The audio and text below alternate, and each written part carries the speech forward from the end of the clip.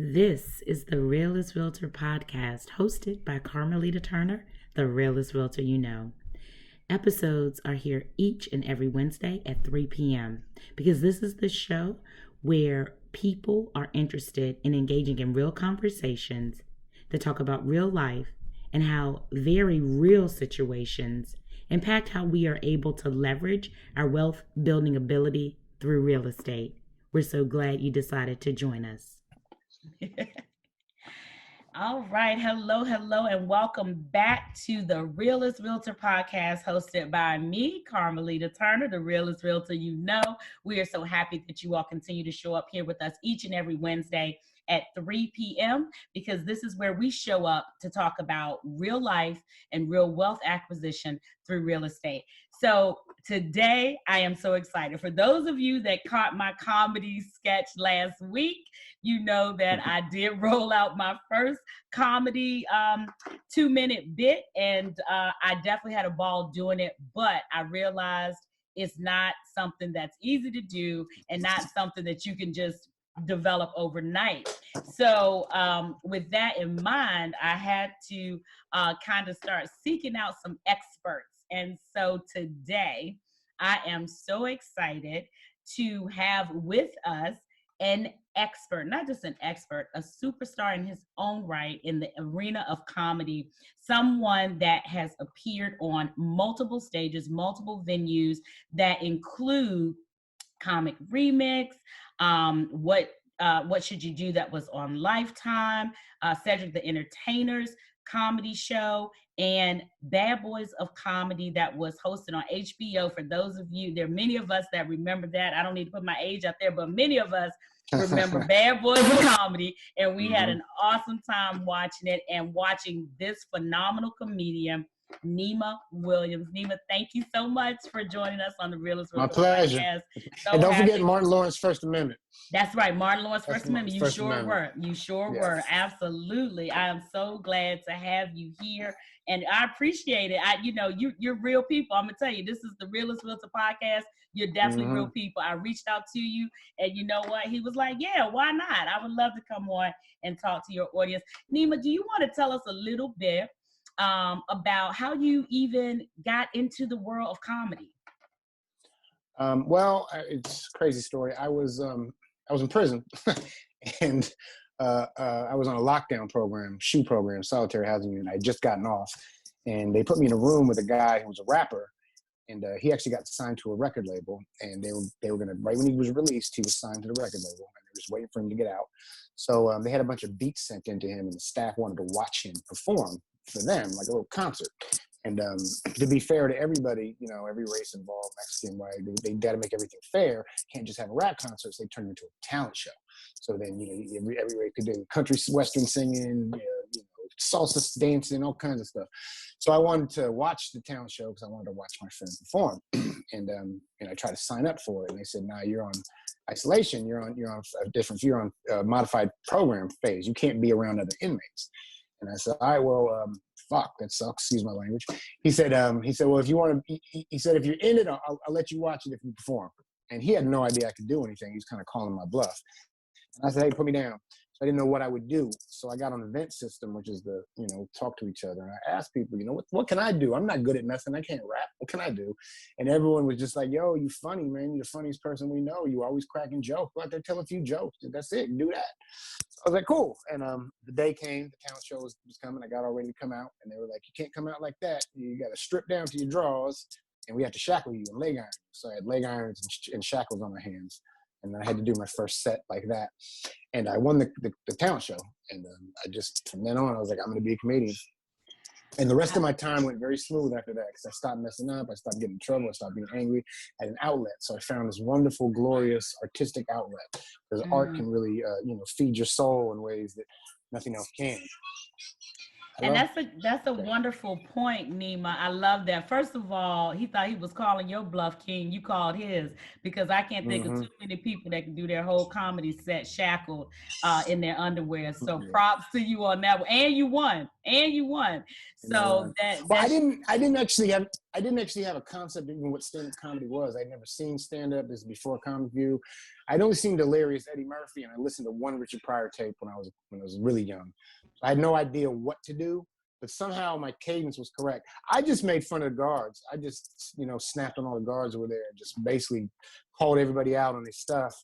And I mean, I got murdered, but it was so close to them that it was easy. It's like doing a comedy show in front of your best friends almost. But it did give me that bite. It gave me that I got bit by the bug, and I was like, I love this. This is what I'm going to do. And it gave me a purpose. Now, let me ask you something, because I've heard many times, and not just in comedy, but I think when you were talking about that beautiful art form that you had discovered, even though it was in you, you had it in you somewhere. And I've heard many times before that some of the best artists have had their share of dark moments, right? Yes. And so there he is. Hey. Tell me, what's your son's name? Nema. Oh, he's okay. I love that. Hello. Nema Kai. And he's tall. Nema Kai. He's definitely He's tall. Huge. He's big. I love it. I love it. Do you find that a lot of the best material, a lot of your passion, a lot of that creativity comes out of places in your life where it was not all sunshine and roses? Yeah, I mean, I definitely believe that people with harder paths end up being funnier, but I don't think you draw directly from the pain like you're some kind of method actor. It's not quite that simple. It's just it's a conditioned response for hardships in life. You have to laugh at it. You lose your mind. There's nothing left to do but laugh. You know what I mean? It's like the funniest people are people who have had some of the hardest lives. And that even goes down to that's why there's so many funny Black comedians. You know what I mean? This is generations of hardships. This is nothing left to do but laugh. And, that's why you find joy in the darkest places, because without it, you'll have nothing. That's why people find happiness in prison. You find funny shit. You do stuff to pass the time by making fun of stuff. Yeah. And that's a great survival tool. And that's something that, I was doing since a very young age. My traumatic experience didn't start with jail. I was led to jail because of my traumatic experiences. Mm-hmm. So I just always found the light in the funny and stuff.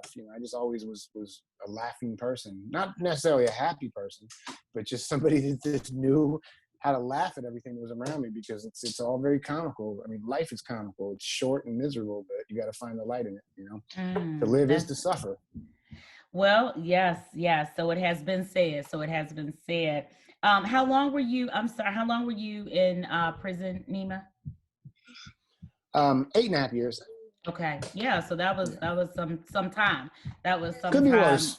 Worse. That's true. That's true. Yeah. So, but like you said very early on, you kind of paved a path for yourself and carved out a niche, right? They knew you were the funny guy. So that probably gave you a lot of cred and a lot of ability. And I love how you said once you found that, it also kind of helped you make a decision. Because really, at the end of the day, that's what it's about. We make that one decision to change, to really grow, to do better. And I know you went on to do other things there and aligned yourself with other groups that I think also helped you grow and expand and learn things. The Nation. Yes, the Nation of Islam was a very powerful tool for me. It taught me a lot of self-discipline and some self-responsibility. It's like I had to hold myself accountable for my behaviors. And as militant as that group can appear to people, it's a very organized, intentional movement. Absolutely. So it aligned myself good at that point in my life, because I needed the discipline, and then I needed something to direct that discipline towards. Mm-hmm. So it gave me. It's almost like joining the military. We were so serious about it, Yeah. And it was also protection. I got real talk. Look, real talk. I got protection from the nation. Yeah, and there's nothing wrong with that, because it's not very easy for a white guy to join the Nation of Islam. I can imagine.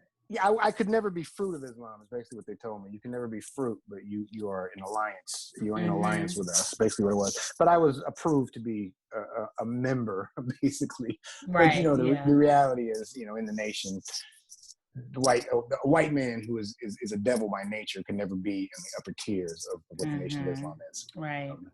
But then, you know, Wallace D. Farad Muhammad came in the form of a white man. So Wallace D. Farad Muhammad, people probably don't know who that is, but that's who kind of founded the Nation of Islam before, you know, Muhammad. So anyway, let's not talk too much about that. But it was a good thing for me. No, but it was good. Well, my battery's not going to last forever. That's the problem. Okay. But it was a very good thing for me. It gave me a lot of spiritual grounding, and it gave me, you know, the foundation to be disciplined. That's why I don't knock anybody's religion, because even if you don't agree with that religion, it's doing something for that person. Sure. I do have a problem with organized religious churches that take from people and all that type of stuff. But you know, the desire to humble yourself before a higher power, I would take in every form. Oh yeah, absolutely. I was raised a Buddhist. I wasn't raised in church. So.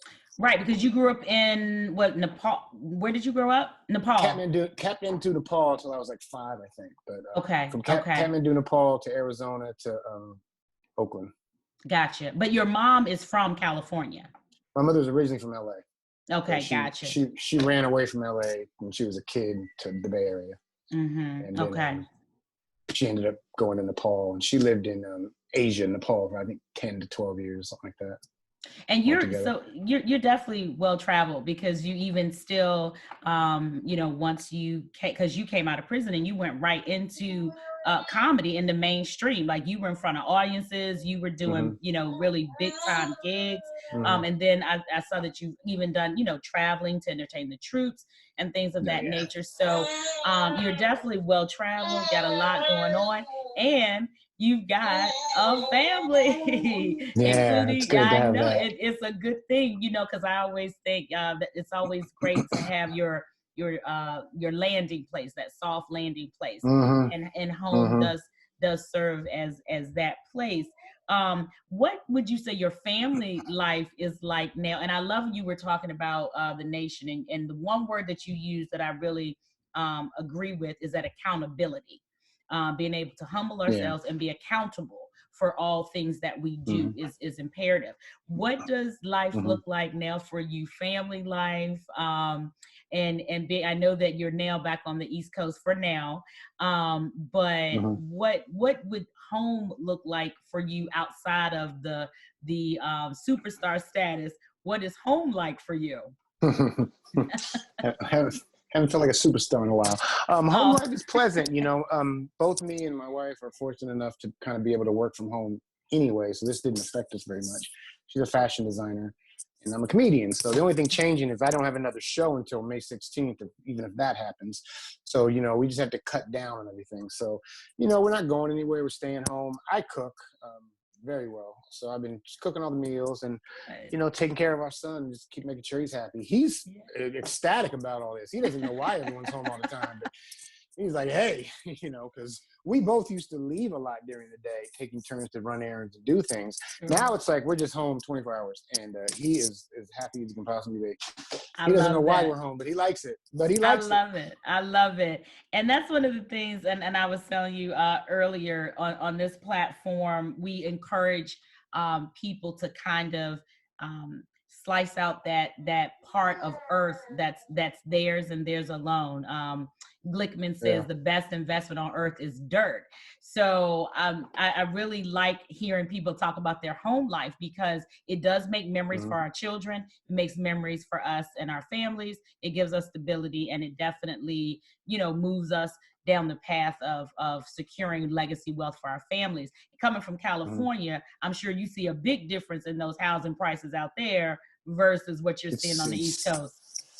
It's absolutely insane. But I mean, New York is actually a little more expensive than California. But, you know, where I live, where I grew up, the Bay Area, it's just like beyond belief now. If you want to talk, you know, real estate, you know, when I was growing up, West Oakland was not a nice place. West Oakland, to a lot of people, in my opinion, is worse than East Oakland. West Oakland is directly across the bridge from San Francisco, but it's right there.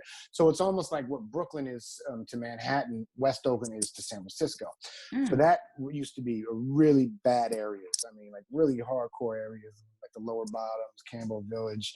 You know, this was hood, where, you know, you could turn down the wrong street, they might make you pull your car over and take it from you. And those properties are now going for $600,000-$700,000 for a 3-bedroom house. And it's just been gentrified so quickly and so completely. And it's tragic because so many people are being shoved out because of property taxes. But I mean, I can't believe the real estate in California, especially the Bay Area. It's more expensive than LA. LA is significantly cheaper than the Bay Area. Isn't that something? Bay Area I didn't realize that. It's ridiculous. It's Silicon Valley. I mean, San Francisco is 10 times more expensive to live in than LA, but San Francisco is a whole other beast how expensive that is. But when you start getting into, right when you cross that bridge from San Francisco, everything right there is super expensive. So Oakland is super expensive, Berkeley is super expensive, Emeryville, which becomes, West Oakland becomes Emeryville. The further you get out, the cheaper it gets. It's like Stockton, Sacramento, Central California. Then it starts getting expensive again when you get over to Southern California. If I was going to buy a house on the West Coast, I would definitely gear myself towards like Arizona. Gotcha. Arizona's cheaper.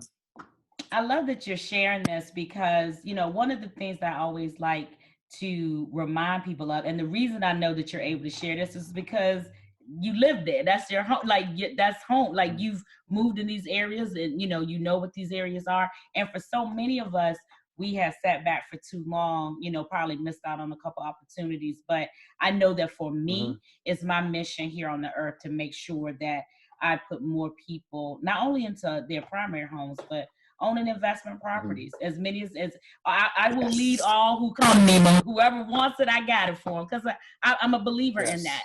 I really am. And I want that for more and more people. You said you had a show that may or may not, I'll keep my prayers up for you, May 16th. What are you working on currently, or what do you have coming up in the future? I mean, this kind of halted most things that were coming up. So, I mean, I've just been writing. I got a movie almost done with my writing partner, Plug Chapman. And we're just about done with this movie. And I've just been really tightening up my preparation for when this stops, and that's really getting my website together. It's about to launch.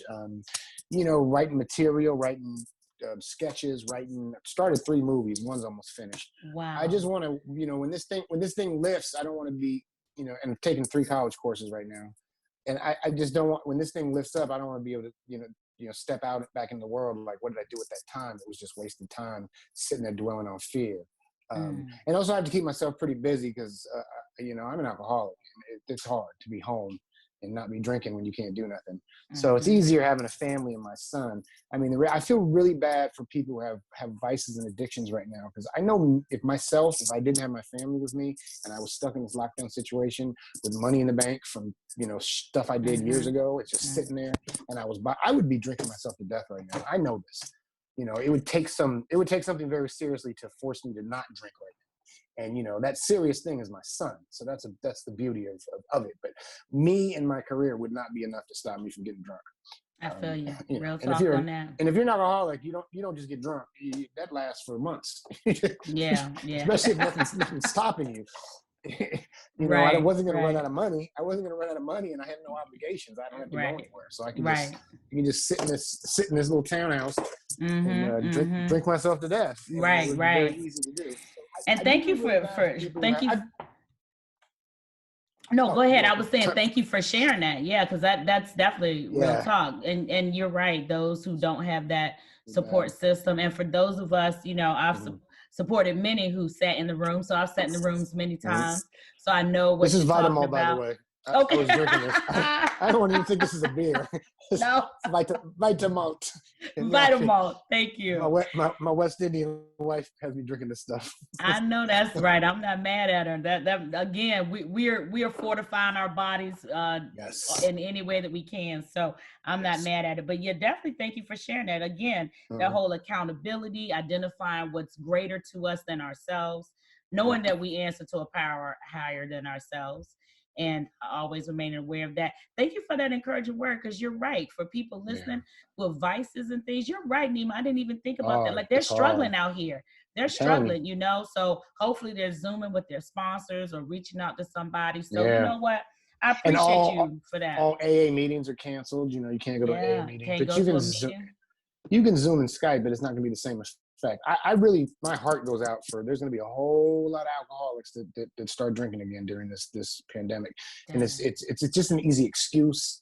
and you have nobody to answer to and no accountability. And if you have no accountability, you're gonna, and there's just so many tragedies that are probably gonna be going on during this time that people aren't really thinking about or shedding light on.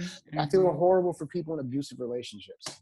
Yeah. They're stuck at home with this man or woman, usually a man, who's violent and angry and pissed off at the world now, and you can't even get the solace and peace of that person to like go on an errand and go to work. Now you're stuck with them 24 hours a day, playing these narcissistic, twisted games with you. And I feel bad for a lot of women who are probably being abused and terrorized right now.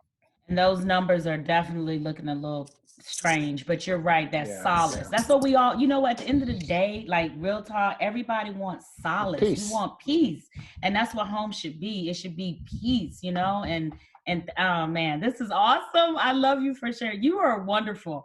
Thank you. And I'm happy to hear about the movies. I'm definitely going to be supported. I'm going to make sure that when you are ready, you make sure you let me know so I can blast that out there for you. And I agree with you. I'm not going to pressure myself to do more than I need to, but I'm with you. I want to utilize this time so that when I come out of it, I've created some things or put some things in place that I'm ready to execute. But I also want to come out well rejuvenated. Yes. I want to come out having met wonderful people like yourself. I mean, I just really want to fill my space and my time with as much goodness as possible. It sounds like that you're doing that as well. Nema, I don't want your phone to die. Tell me how you want our audience to connect with you and follow you and support you. What are your platforms? Everything's at Nema Williams because I'm pretty much the only person with that name that I've ever met. There are other Nema Williams out there, but nobody who's a public figure. So NEMA, which is amen backwards, NEMA Williams, Nema Williams. So Twitter, Facebook, Instagram. I do have TikTok. I just don't know how to use it yet. I'm old. Me I'm either. gonna try to get into it. You're gonna have to give me a lesson. I don't know anything about TikTok. I love that. You said amen backwards. What does your name mean, Nema? Sun, S-U-N, sun in Tibetan. I love that. I know that's right. Oh wow, yeah, that's awesome. That's a great note to end on. Listen, Nema, you are a superstar. So I thank you so I appreciate much. Blessings to you and the family. Blessings to you. Enjoy time with your son. Thank you for doing this. And I'm going to come track you down when we're ready to buy a rental property because I want to buy like a duplex. In my first property, I want to buy something that I can also rent out. So I'm going to be in touch with you. Nema, and that's what makes sense. That's exactly what makes sense. Track me down anytime, my brother. Thank you so much. Blessings. You guys stay safe. Take care. All right. Bye-bye now. Thanks for listening to the Realest Realtor podcast. Head over to Call Carmellita for Real Estate, all spelled out, on IG, and look in our bio to click on our link so you can connect with us across all platforms. Please subscribe to the podcast here on Anchor and Spotify, and we'll see you next week.